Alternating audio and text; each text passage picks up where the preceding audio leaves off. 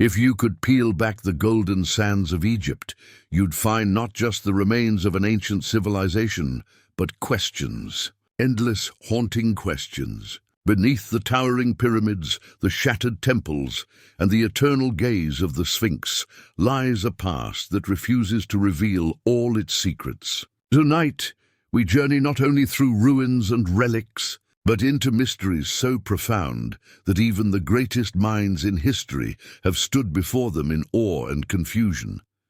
Mysteries that whisper of lost knowledge, forgotten technology, and truth so strange they challenge the limits of our understanding. Imagine vast labyrinths hidden beneath the earth, tombs said to hold the keys to the afterlife, and ancient devices hinting at sciences far ahead of their time. Imagine warnings carved into stone by hands that lived thousands of years before history itself began. As you listen, let your imagination drift through the endless desert. Feel the cool air of forgotten chambers and hear the wind that has carried these secrets for millennia. But beware, once you step into this world of ancient enigmas, it may never truly leave you. Some mysteries, after all, are not meant to be solved, only experienced.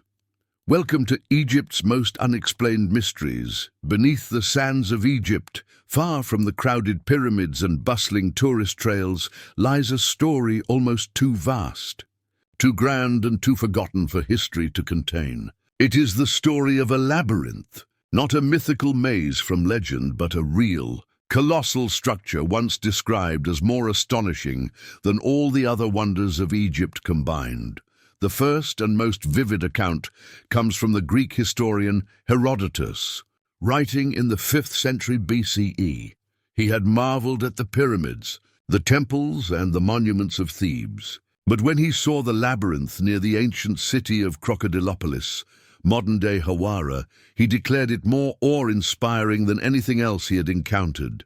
According to Herodotus, the labyrinth contained over 3,000 rooms, arranged on 2 levels, one above ground and one below. Corridors twisted and turned endlessly, branching into halls and chambers so complex that even seasoned guides often lost their way. The walls and ceilings were built from enormous slabs of stone, fitted so precisely that no mortar was required. Reliefs and towering columns adorned its halls, rivaling the artistry of Egypt's greatest temples. Beneath the structure lay the tombs of kings and sacred crocodiles, sealed away from all but the high priests. Centuries later, both Strabo and Pliny the Elder confirmed the labyrinth's existence, describing it as more like a city than a single building, a staggering architectural marvel that dwarfed imagination itself. So why, then, is this wonder barely remembered today? Why doesn't it stand beside the Great Pyramid or the Sphinx as one of the world's most famous sights? Time, nature, and human hands share the blame. Many believe the labyrinth was dismantled during later dynasties, its stones repurposed for other monuments. Earthquakes shook the region, the Nile shifted course, and centuries of sand slowly buried what remained. When modern archaeologists arrived, little of its grandeur survived above ground, but tantalizing traces still linger. In the 1880s, British archaeologist Sir Flinders Petrie, often called the father of modern archaeology, excavated the site near Hawara. While his main focus was the pyramid of Amenemhat III, Petrie uncovered vast foundations and scattered stone ruins that hinted at something immense beneath his feet. Later expeditions found even more evidence of buried structures, but no intact chambers. Then, in 2008, a Belgian-Egyptian team known as the Matahar Expedition used ground-penetrating radar to scan beneath the sands of Hawara. What they discovered astonished them. Massive geometric formations buried deep underground, patterns consistent with walls, corridors, and rooms. The data suggested a sprawling man-made complex lying undisturbed below the surface, eerily matching Herodotus's description. And yet, the findings were never fully excavated or officially released. After a brief burst of excitement, the results vanished quietly from public view. Some blamed bureaucracy, others whispered about deliberate suppression. Whatever the reason, the possible rediscovery of one of Egypt's greatest lost wonders remains veiled in mystery. If the labyrinth truly lies hidden beneath Hawara, what might it contain? Ancient texts speak of walls covered with inscriptions, histories and knowledge that could rewrite what we know of Egypt. Tombs of kings may still rest untouched, their treasures and secrets preserved by time. Perhaps it was more than a tomb. Perhaps it was a repository of knowledge, a library of stone preserving the wisdom of an age long forgotten. Some even believe the labyrinth was designed to protect knowledge, inherited from a civilization older than Egypt itself, a remnant of a golden age destroyed by cataclysm, like the legends of Atlantis. These theories stretch beyond accepted history, but with so little excavation and so many unanswered questions, imagination finds fertile ground. For now, the labyrinth remains what it has always been, a whisper beneath the sands, an ancient promise just beyond reach. It reminds us that even in a land as studied as Egypt, the greatest secrets may still lie buried, waiting for those bold enough to uncover them. If we move north toward the desert plateau of Dashur, south of Cairo, a strange sight rises from the sands, a pyramid that looks wrong. At first glance, it appears like any other ancient monument, majestic, sharply defined, and nearly intact. But as your eyes follow its sides upward, you notice a sudden change. The lower half rises steeply, only for the angle to shift dramatically halfway up, giving the structure a warped, almost broken silhouette. This is the bent pyramid, an architectural enigma that has baffled experts for over 4,500 years. Built during the reign of Pharaoh Sneferu around 2600 BCE, it represents both triumph and uncertainty, a moment when ambition and experimentation collided. Sneferu was not a ruler content with mediocrity. He sought to transform Egypt's step pyramids into smooth, gleaming monuments that would endure for eternity. Under his reign, pyramid building evolved from crude prototypes to near perfection. He was, in many ways, the true father of the Pyramid Age, the visionary who made the Great Pyramid of Giza possible. But ambition can be dangerous. The bent pyramid's unusual shape tells a story of risk and adaptation. Initially built at a steep 54-degree angle, the structure began to show cracks as it rose higher. Fearing collapse, engineers altered the slope midway through construction to a gentler 43 degrees, saving the monument but leaving it forever marked by its flaw. The result is haunting, a pyramid that seems to bow under the weight of its own daring, a monument frozen at the precise moment human innovation met its limits. Even today, the bent pyramid remains one of Egypt's best-preserved pyramids, with much of its original limestone casing still intact. It stands as a testament to both the genius and fallibility of the ancient Egyptians, a monument to trial, error, and resilience in pursuit of immortality. And so, from the lost labyrinth of Hawara to the strange angles of Dashur, Egypt continues to remind us that the past is never truly silent. Beneath every grain of sand, behind every weathered stone, another story waits to be told, another question waiting to be asked. Theories abound about why the bent pyramid's slope changes so abruptly midway through construction. The most widely accepted explanation is simple and practical: an engineering failure. According to this view, the pyramid's architects originally designed it with a steep 50-degree angle to achieve impressive height and grandeur. But partway through, they realized the structure was in danger of collapsing. The immense weight of the limestone blocks and the unstable foundation beneath them caused dangerous internal cracking. To prevent total disaster, they reduced the angle to a gentler 43 degrees, easing the pressure and allowing the project to survive. This mistake theory seems reasonable. After all, early pyramid building was an age of trial and error. Engineers were learning by doing, testing how far stone could be pushed before it rebelled. The collapsed pyramid at Meidum, likely an earlier experiment gone wrong, stands as a grim reminder of the risks of ambition without structural mastery.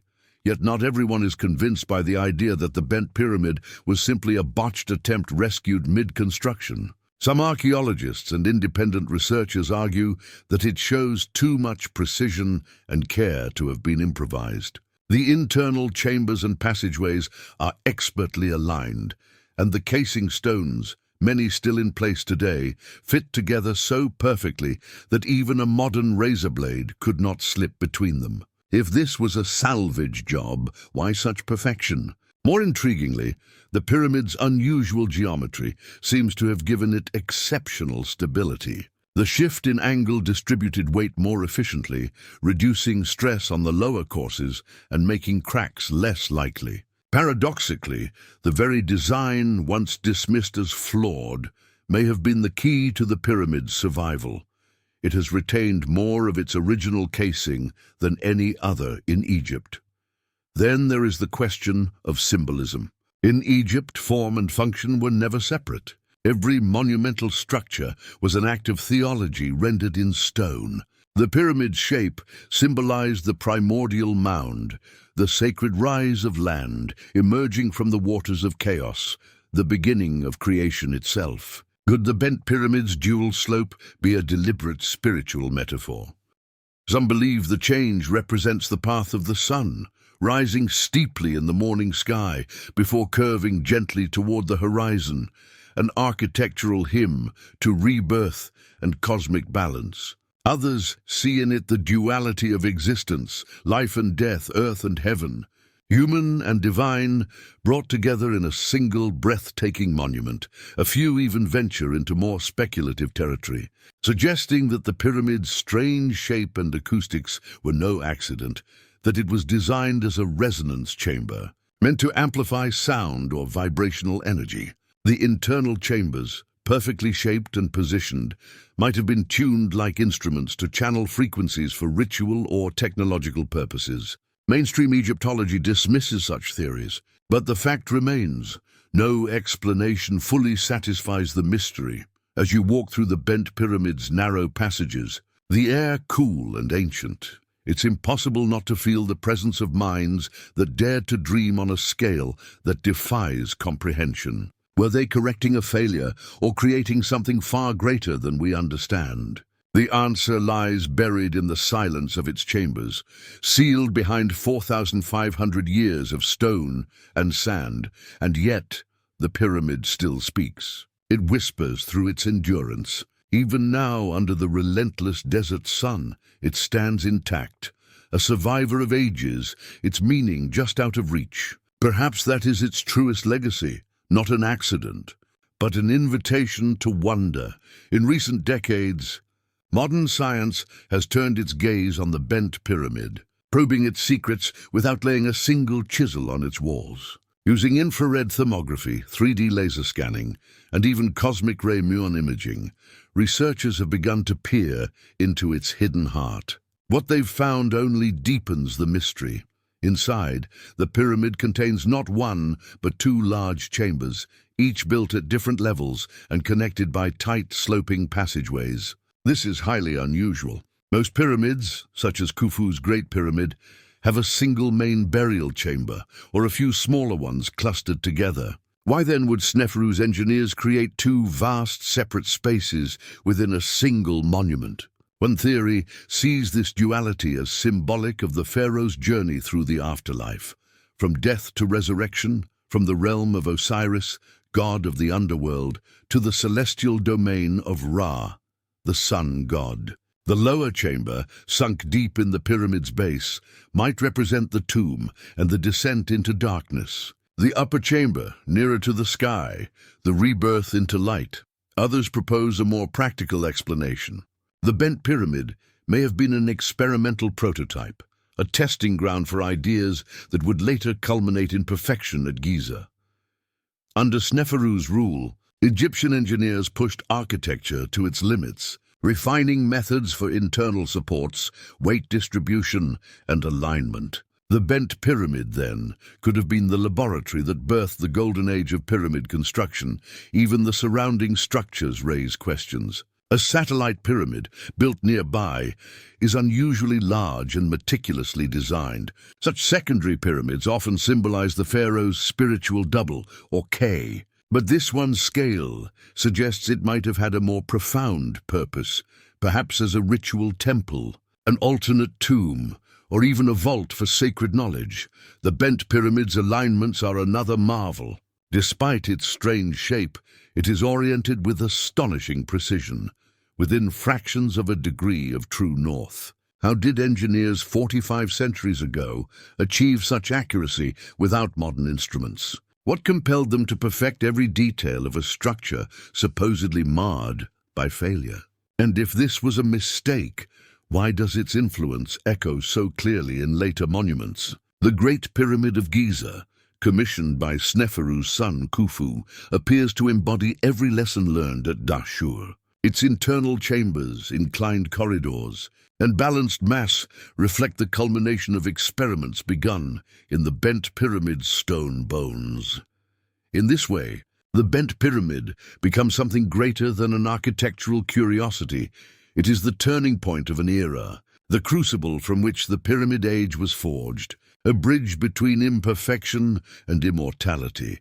But there is another possibility, one that transcends engineering. Perhaps the bent pyramid was meant to puzzle us. Ancient Egypt was a civilization that spoke in layers, where every shape, every shadow carried meaning. Maybe this pyramid's very ambiguity was its purpose, a challenge to the living to question, to interpret, to see beyond the obvious. Because what better symbol of human striving could exist than this? A monument that soars toward the heavens, falters, adjusts, and yet endures, unchanged by time, unbroken by failure. As dusk falls over Dashur, the pyramid glows in the desert twilight, its slanted silhouette cutting a jagged horizon against the stars. It stands there enigmatic and eternal, a question carved into stone. And perhaps that is its truest message. Not all mysteries are meant to be solved. Some exist to remind us of the boundless reach of human imagination. Beneath the blazing Egyptian sun, among the rose-hued granite cliffs of Aswan, lies another riddle carved in stone, the unfinished obelisk. It's a sleeping colossus, half-born from the living rock, waiting across millennia for a destiny it never fulfilled. Stretching an astonishing 137 feet in length and weighing over 1,100 tons, it would have been the largest monolith ever quarried by human hands, larger than any obelisk that ever stood in Egypt. Why, then, was it abandoned? How could the same civilization that raised the pyramids and mapped the stars so precisely leave such a monumental project incomplete? The accepted explanation is that a fatal crack appeared in the granite, rendering the obelisk unusable. Once the flaw was discovered, the workers simply walked away. But as you stand in that silent quarry, surrounded by red cliffs and scattered dolerite stones, that simple answer feels insufficient. The unfinished obelisk reveals a challenge that defies modern logic. How would the Egyptians, armed only with copper tools and stone pounders, have carved, lifted, and transported a single block weighing more than 1,000 tons? Even with today's cranes and machinery, it would be a staggering engineering feat. The quarry walls bear the marks of ancient labor, yet they are eerily precise. The obelisk's sides are straight, its surface is smooth, suggesting not brute force but methodical precision. Could pounding alone have achieved this? Or did the ancients possess some lost technique, perhaps a way to soften or fracture stone chemically, or even to harness vibration or sound? Mainstream archaeologists reject such theories, but certain details resist easy explanation. The grooves and tool marks etched around the quarry have a strange regularity, almost mechanical in appearance. Engineers comparing them to modern stone-cutting patterns have noted striking similarities. Is it possible the ancient Egyptians had access to methods of abrasion or cutting more advanced than we realize? Methods now forgotten to time. Whatever the truth, the unfinished obelisk remains one of the most haunting sights in Egypt. It embodies both the grandeur and the limits of human ambition. In its silence, it speaks of a moment when dream exceeded possibility, a reminder that progress often comes through failure. As twilight falls over Aswan, the granite deepens to purple under the fading light. The obelisk lies still, half-carved, half-born, a frozen testament to a civilization that never stopped reaching for the impossible. And like the bent pyramid, it whispers a challenge across the ages, to look closer, to question deeper, and to wonder endlessly at the mysteries our ancestors left behind. The slow erosion of time has swallowed countless innovations, leaving only fragments of what once was. Entire arts, sciences, and technologies have vanished into history's dust. What if ancient Egypt, at the height of its power, achieved fleeting moments of technical brilliance, bursts of mastery that later generations could never reproduce? What if the unfinished obelisk at Aswan was not merely a pharaoh's failed ambition, but the final echo of a lost art, an art that vanished forever when its craftsmen laid down their tools? Beyond the question of how such colossal monuments were quarried or moved lies a deeper mystery: why they were built at all. Obelisks were not decorative. They were cosmic instruments, symbols of creation itself. In Egyptian cosmology, they represented the primordial mound, the first piece of land to rise from the waters of chaos at the dawn of time. Their tips, often capped in gold or electrum, caught the first rays of the sun god Ra, channeling divine light into the mortal world. To raise an obelisk was to recreate the act of creation, to bridge heaven and earth. Seen in this light, the unfinished obelisk's silent form takes on tragic grandeur. It is not just an abandoned project, but a cosmic interruption, a bridge between the mortal and divine left incomplete. A monument that was meant to pierce the heavens lies trapped in the rock, its purpose unfulfilled, a dream of eternity broken mid-birth. Some have gone further, suggesting that the Egyptians' true intent with their obelisks was not purely symbolic. These towering shafts of granite may have been more than markers of worship. They may have been conduits of energy designed to harness and focus natural or cosmic forces. There is no direct scientific proof for such theories, yet the Egyptians' meticulous alignments, their obsession with proportion, and their reverence for the obelisk's form hint that these monuments played a deeper, perhaps energetic role in their worldview. If so, the unfinished obelisk may represent the uncompleted key to a forgotten science, one that once sought to merge the material and the divine. Today, visitors who walk through the Aswan quarry can still trace the chisel marks and narrow trenches that were meant to free the monolith from the living rock. One can almost hear the echo of dolerite hammers striking granite, the shouted cadence of overseers, and the rhythmic labor of thousands of workers bringing a god's command into being. But those voices are silent now. The tools have long turned to dust, and the knowledge, if it ever truly existed beyond myth, has faded into legend. All that remains is the sleeping giant itself, half-born, half-forgotten, its smooth sides catching the desert sun. It whispers across the ages of a time when humanity reached higher than it could sustain, and then forgot how it had done so. The Great Pyramid of Giza. The silent enigma, the Great Pyramid of Giza, stands not just as the crowning achievement of ancient Egypt, but as the enduring symbol of human mystery itself. The last surviving wonder of the ancient world, it looms over the desert like a question carved in stone. It is both a monument to the brilliance of the ancient Egyptians and a reminder of how much we still do not understand about them.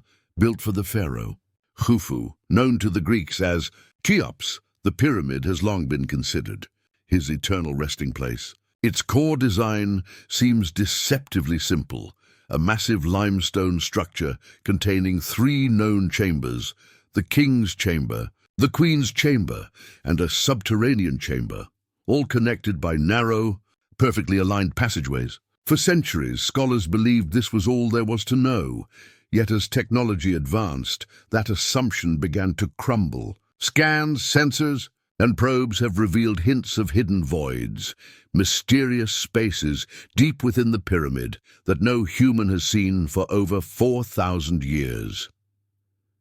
The first clues emerged in the 19th century, when explorers discovered thin shafts leading from the king's and queen's chambers to the pyramid's exterior. Too small for a person to pass through, these shafts were initially dismissed as air vents or construction quirks. But their precision and orientation suggested something far more deliberate, perhaps alignments with specific stars or symbolic pathways for the pharaoh's soul. By the late 20th century, technology began to peel back the pyramid's secrets. Infrared imaging, radar, and muon tomography, techniques capable of peering through solid stone, revealed unexplained anomalies within the structure.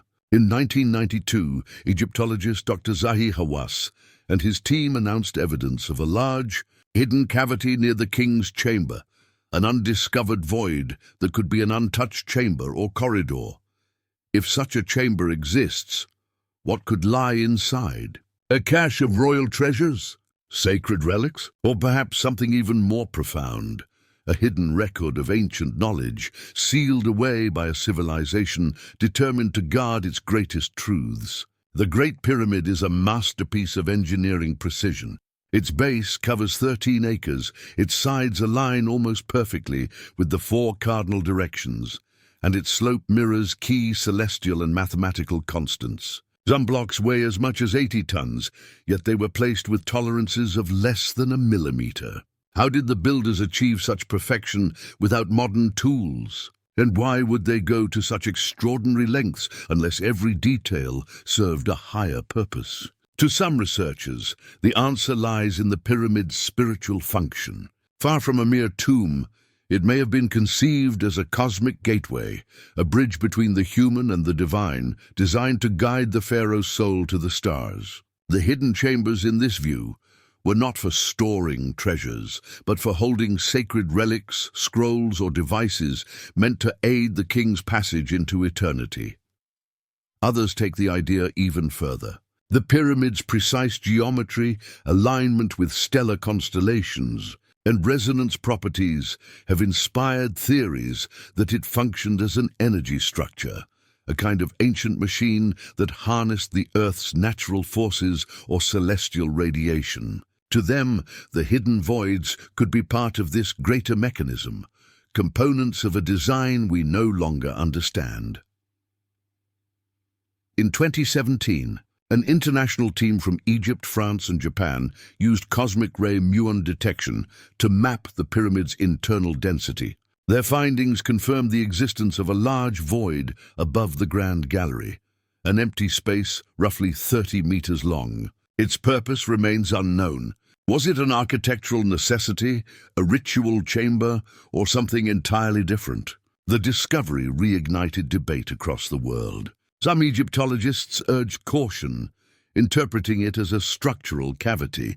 Others saw it as the strongest evidence yet of secret chambers, rooms that could rewrite history if ever entered. Why, after all, would the ancient Egyptians hide rooms within the pyramid so thoroughly that even modern science struggles to find them? Were they protecting sacred objects or knowledge itself? For the Egyptians, death was not an end, but a journey through transformation. The pharaoh was a god in life and sought to remain one in death. The pyramid, aligned with the stars and anchored to the earth, embodied that ascent. The lower chambers may have symbolized the realm of Osiris, the god of the underworld, while the upper spaces pointed toward the heavens, representing rebirth under the sun, god Ra. Some researchers even suggest that the hidden rooms mark stages of spiritual evolution, thresholds through which the soul would pass, each one a symbolic trial on its way to divine union. The chambers were concealed not to guard treasure, but to protect the sacred process itself, the invisible journey from mortality to immortality. And yet, the questions multiply. Could these voids contain sacred texts, papyrus scrolls, or carvings preserving knowledge lost to time? Could they conceal artifacts of technology or science that challenge our assumptions about ancient capability? Or could they hold something even more extraordinary, proof of contact with a forgotten civilization, one whose influence seeded Egypt's sudden leap into architectural and astronomical mastery? No answers have yet emerged. Every new discovery only deepens the enigma. The Great Pyramid, for all its visibility, remains the world's most impenetrable secret as the desert wind sweeps across the plateau and the setting sun paints the limestone gold. The pyramid stands silent, watching, waiting. It has seen empires rise and fall, gods worshipped and forgotten, science and faith trade places. And through it all it endures, guarding the mysteries of a civilization that perhaps knew more than we dare imagine. Some secrets, it seems, are written not to be read, but to be remembered. The Great Pyramid is one of them, a riddle of stone whispering across eternity, daring us to ask the oldest question of all: what have we forgotten? No matter how much we uncover about this magnificent structure, the Great Pyramid of Giza refuses to give up all its secrets. Each discovery only deepens the mystery, drawing us further into its timeless silence. Researchers and explorers from every generation return to it with the same burning question: what still lies hidden inside? And though modern science has brought us closer than ever before, the Great Pyramid remains what it has always been, an eternal symbol of the unknown, its hidden chambers waiting patiently for the moment when humanity is ready or worthy to unlock them. The Great Sphinx of Giza, guardian of forgotten ages, standing sentinel on the Giza Plateau. The Great Sphinx of Giza is as haunting as it is majestic. With the body of a lion and the face of a pharaoh, it gazes eastward toward the rising sun, as though keeping watch over the sands of time itself. Carved directly from the bedrock, the Sphinx has inspired reverence and confusion for thousands of years. Who built it? When? And why does it seem older, much older, than the civilization that surrounds it? The Sphinx's most puzzling feature lies not in its symmetry or colossal size, but in the erosion that scars its surface. For centuries, scholars assumed it was built around 4,500 years ago, during the reign of Pharaoh Khafre, the supposed builder of the Second Pyramid of Giza. Yet in the late 20th century, a quiet revolution began when Dr. Robert Schoch, a geologist from Boston University, studied the Sphinx with a scientist's eye rather than an archaeologist's. Assumptions. What he found changed everything. Schoch concluded that the deep vertical grooves and rounded fissures covering the Sphinx's body could not have been formed by wind and sand, the natural erosive forces of the desert. Instead, he identified patterns of water erosion, the kind produced by prolonged rainfall and flowing water. This revelation suggested something extraordinary. The Sphinx must have stood in an era when Egypt's climate was humid and wet, a world utterly unlike the desert we know today. If Schoch's findings were correct, the Sphinx could predate the pharaohs by thousands of years, perhaps built at the end of the last ice age, between 10,000 and 12,000 years ago, when heavy rains still swept across northern Africa. That would make the Sphinx not a monument of Egypt's old kingdom, but a relic from an age before recorded history, an age whose builders have vanished. The implications were staggering. If true, the Sphinx was evidence of a lost civilization, one capable of quarrying, sculpting, and aligning a 70-meter-long monument with astronomical precision. Mainstream Egyptologists, of course, pushed back. They argued that no evidence existed of such an early civilization in Egypt, that the Sphinx must be Khafre's creation, and that the erosion was caused by wind, sand, or fluctuations in groundwater. But Schoch's findings could not be dismissed so easily. The Sphinx's lower enclosure walls, shielded from the harsh desert winds, show the deepest water-weathering marks, while nearby structures carved from the same limestone display none of these patterns. How could this be explained if the Sphinx were merely 4,500 years old? The question led to even more startling theories. Some researchers suggested that the Sphinx's erosion was the legacy of a great flood, Perhaps the same global cataclysm described in ancient myths from Mesopotamia, India, and the Bible. Could the Sphinx be one of the few survivors of a world-changing event, its body bearing the scars of water that once covered the plateau? If so, who carved it? One possibility is that the Sphinx was built by a pre-Egyptian civilization, an advanced society that existed long before the rise of the dynasties. This lost culture, sometimes referred to as the proto-civilization, or even the remnants of Atlantis, might have possessed astronomical and engineering knowledge far beyond what traditional history allows.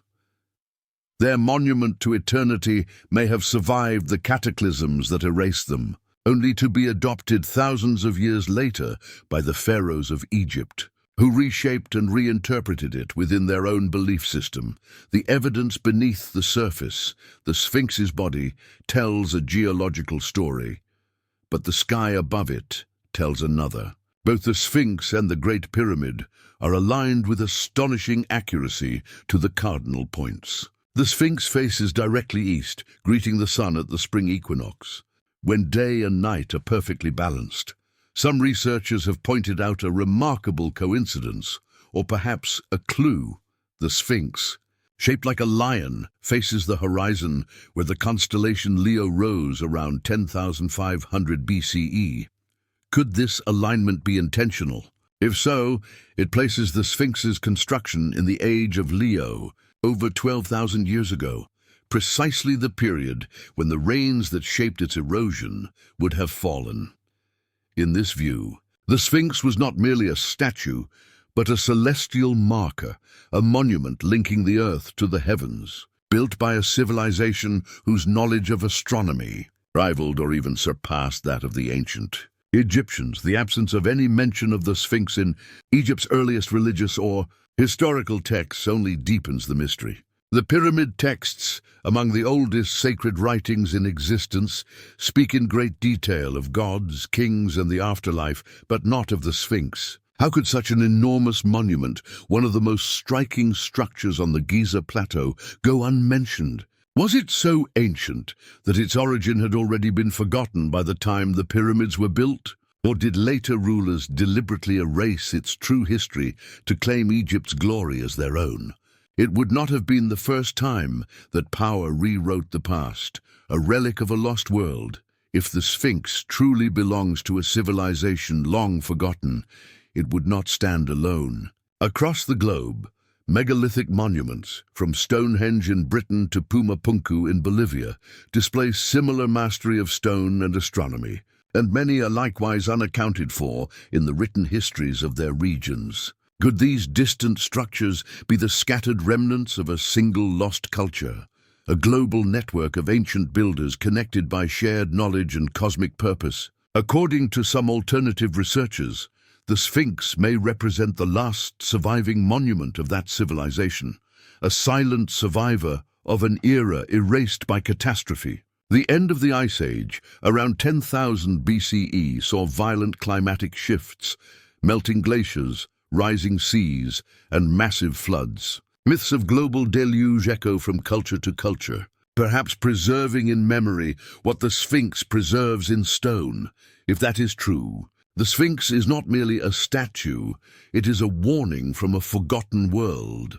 The debate that refuses to die mainstream Egyptology continues to date the Sphinx to Khafra's reign, around 2500 BCE, citing its proximity to the Second Pyramid and the resemblance of its face to statues of the pharaoh. Yet as new geological studies and scanning technologies emerge, the arguments grow less certain. Even if the Sphinx was reshaped or repaired during Khafra's time, the core structure may be far older, a monument inherited and repurposed, its original meaning lost beneath layers of stone and myth.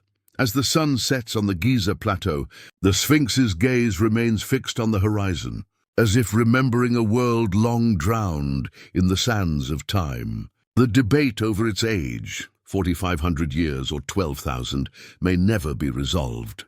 But in its weathered face, carved by hands we may never know, lies a truth that transcends history, that human civilization is older, deeper and more mysterious than we have yet dared to imagine.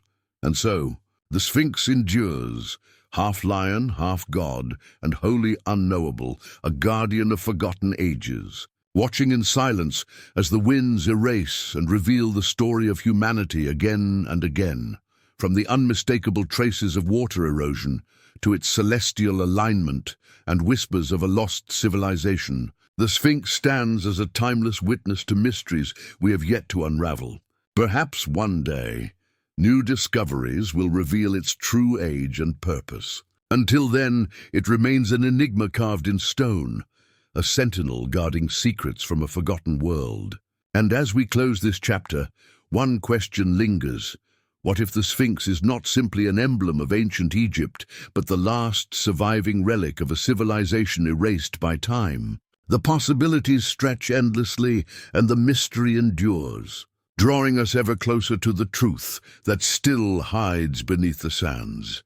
Hidden deep beneath Egypt's sands lies another riddle, the tomb of Osiris. Discovered in the 1990s near the Giza Plateau, its existence sent ripples through the world of archaeology. Some called it another royal tomb, but others saw something far greater, a possible gateway to the afterlife, a bridge between the realm of the living and the dead.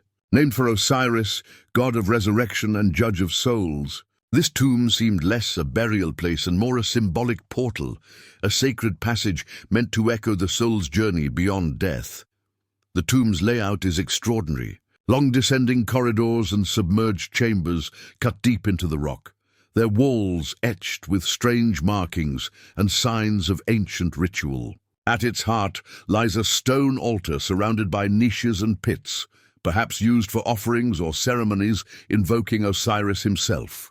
To the ancient Egyptians, he was the divine ruler of the underworld, the god who weighed every soul's worthiness for eternal life. His mythology revolved around death, dismemberment, and rebirth, ideas that shaped Egypt's most enduring spiritual beliefs. It is fitting, then, that a structure bearing his name would be found hidden beneath Giza, the very ground where the pyramids rise like stairways to eternity. The tomb's orientation has also raised questions. Some believe its position aligns with key stars or celestial pathways, mirroring the Egyptians' conviction that the soul's ascent after death was guided by the heavens. The architecture itself seems to embody a spiritual roadmap. The long passages may represent the perilous journey through the underworld, while the inner chambers could symbolize the soul's arrival at Osiris's court. For the builders, this might not have been a tomb at all, but a sacred simulation, a physical mirror of the spiritual journey toward immortality. Even more fascinating are the sealed chambers that remain unexplored. Their purpose is unknown, and their contents may have never seen light since the day they were closed. The erosion on the surrounding stone suggests immense age, leading some to speculate that the site predates many known temples of the same era. Was this a royal tomb, a shrine, or something entirely different, perhaps a ceremonial portal designed to connect humanity directly with the divine? Ancient Egyptians believed that every soul had to pass through trials in the afterlife, facing judgment before achieving rebirth. The tomb of Osiris seems to reflect this theology in its very design. Each chamber, each winding passage may have been symbolic of these trials, a metaphysical initiation encoded in architecture. Some archaeologists believe that rituals were performed here to guide the dead safely through the underworld, invoking Osiris's power to grant eternal life. Unusual symbols etched into the walls seem to hint at these rites. They depict transitions, journeys between worlds, trials of the heart and spirit. Though their exact meaning remains elusive, they appear to outline a kind of spiritual map, one guiding the deceased through the dark realm to the light of Osiris. The tomb, therefore, was not a static resting place. It was a living ritual in stone. What makes the site even more extraordinary is the suggestion that it was not built solely for pharaohs. In Egyptian belief, resurrection was a universal promise, not a privilege of kings.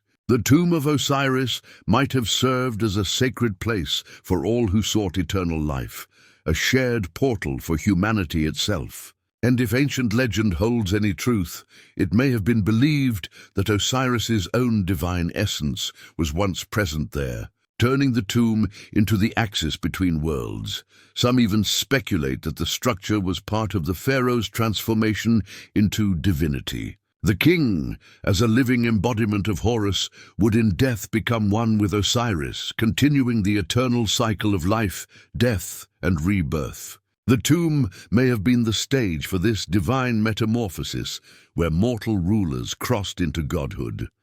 The deeper archaeologists venture, the more questions arise. Was this tomb an actual burial site? Or was it meant to represent something far more symbolic, a ceremonial gate to the afterlife itself? The quiet air, the echo of footsteps in the dark corridors, the sight of sealed chambers untouched for millennia, all seem to whisper that its builders intended it to be more than just a monument. It was a threshold, a sacred passage where life and eternity met.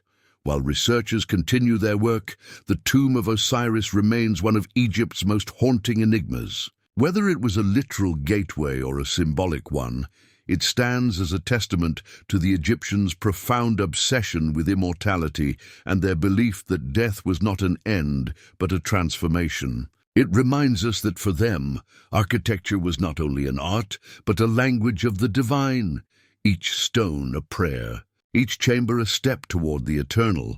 Almost a century before this discovery, another artifact would challenge our understanding of ancient Egypt in a different way. In 1898, archaeologist Walter Emery unearthed a small limestone figure in the necropolis of Saqqara. At first glance, it seemed simple enough. A carved bird, delicate and aged, perhaps a child's toy or a ceremonial token. Yet the longer experts studied it, the stranger it became. This Saqqara bird, as it came to be called, bore features no ordinary sculpture would have. Its wings were curved, not flat, angled in a way that suggested lift and aerodynamic precision. Its tail, instead of the typical spread of feathers, was carved into a vertical stabilizer, nearly identical to the rudder of a modern aircraft. The more scientists examined it, the more it resembled a glider than a bird. At first, scholars dismissed these observations. Surely it was just an artistic interpretation of a falcon, the sacred bird of Horus, god of the sky. After all, Egyptian tombs were filled with animal figures representing divine forces. But as aviation technology developed in the 20th century, engineers began to notice that the Saqqara bird's design echoed key principles of flight discovered thousands of years later. Its proportions and wing curvature followed patterns remarkably similar to those of early gliders. Could this small figure, carved over 2 millennia before Christ, be evidence that the ancient Egyptians understood aerodynamics? Some enthusiasts have gone as far as to suggest that it was a model for an ancient flying device, a test piece for an invention that has since been lost to time. When replicas of the bird were built and tested in wind tunnels, they demonstrated surprisingly stable flight when fitted with a small horizontal tail, fueling speculation that its original form might once have included one. Others maintain that such interpretations stretch too far, that the artifact is symbolic rather than scientific. To them, the Saqqara bird is a spiritual emblem, representing the soul's flight to the heavens or the pharaoh's journey to join the gods. In this sense, it might not be an ancient aircraft, but a metaphor for transcendence, perfectly in keeping with Egyptian theology. Yet the elegance of its design makes coincidence difficult to accept. Its balance, symmetry, and aerodynamic realism defy explanation as mere art. Even if it was symbolic, it suggests a level of observational sophistication that borders on the scientific. Some researchers speculate that the Saqqara bird could have been part of a ritual demonstrating the concept of spiritual ascent, perhaps even used in funerary ceremonies. The Egyptians saw flight as sacred, the ultimate expression of liberation from earthly bounds. To them, birds were messengers of the gods, symbols of the soul's freedom. A figure capable of flight, even if symbolic, might have represented the journey from death to divine reunion. Others see it as something more tangible, perhaps the remnant of lost knowledge, a fragment of technology from an earlier epoch. Could it be that ancient engineers once experimented with flight, and their discoveries vanished long before written history began? Was the Saqqara bird a survivor from a forgotten chapter of human ingenuity, just as the Sphinx may be a survivor from a forgotten age? Whatever the truth, the small limestone bird remains one of Egypt's most haunting enigmas. It sits quietly in a museum case, its wings frozen mid-flight, daring us to imagine what its creators once knew. Whether a spiritual symbol or a technological artifact, it challenges our assumptions about the limits of ancient knowledge. Each time we gaze upon it, we are reminded of the same truth whispered by every relic Egypt has left behind, that the line between myth and history, between symbolism and science, is thinner than we think. And somewhere in that narrow space, between the divine and the practical, between faith and discovery, lies the true story of a civilization that continues to defy the passage of time. The mystery of the Saqqara bird continues to fascinate both researchers and enthusiasts, not just for its craftsmanship, but for what it might represent, a possible glimpse into a forgotten understanding of flight. Modern aerodynamics, the science of how air interacts with solid surfaces, didn't formally emerge until the late 19th and early 20th centuries. Yet certain elements of this ancient artifact's design seem to reflect those very principles, suggesting that the ancient Egyptians may have grasped ideas about lift, balance, and motion through air long before the modern world rediscovered them. When studied closely, the Saqqara bird stands apart from the artistic conventions of its time. Egyptian art was famously symbolic and stylized. Animals were depicted according to religious meaning rather than natural realism. But this small limestone figure defies those norms. Its sleek, tapered body looks less like a creature carved for worship and more like a deliberate study in symmetry and airflow. The body is smooth and streamlined, similar to the fuselage of a glider, while its tail curves upward at an angle that mirrors the stabilizing fins used in modern aircraft to control balance and direction. The wings are even more telling. Unlike typical depictions of birds, which feature flat, spread wings, the Saqqara bird's wings tilt slightly downward, a subtle but significant feature. This design mirrors the dihedral angle used in contemporary gliders to enhance stability and lift. By angling the wings, air pressure increases beneath them, generating lift and keeping the object steady in flight. Though the limestone figure is too heavy to fly, its design mimics the mechanics of an object made to glide. Such precision has led some to propose that the artifact might have served as a model, a concept piece illustrating the principles of flight. In the 1970s, this idea was put to the test by Dr. Khalil Messiha, a professor of aeronautics. His team built a replica of the Saqqara bird, maintaining its proportions and angles, but constructing it from lightweight materials similar to what the ancient Egyptians might have used for prototypes. When tested in a wind tunnel, the replica performed astonishingly well. It glided smoothly, generating lift and maintaining balance with remarkable stability. Further experiments by independent researchers confirmed these findings. Even simple hand-launched replicas demonstrated controlled glides, hinting that whoever designed the original understood aerodynamics intuitively.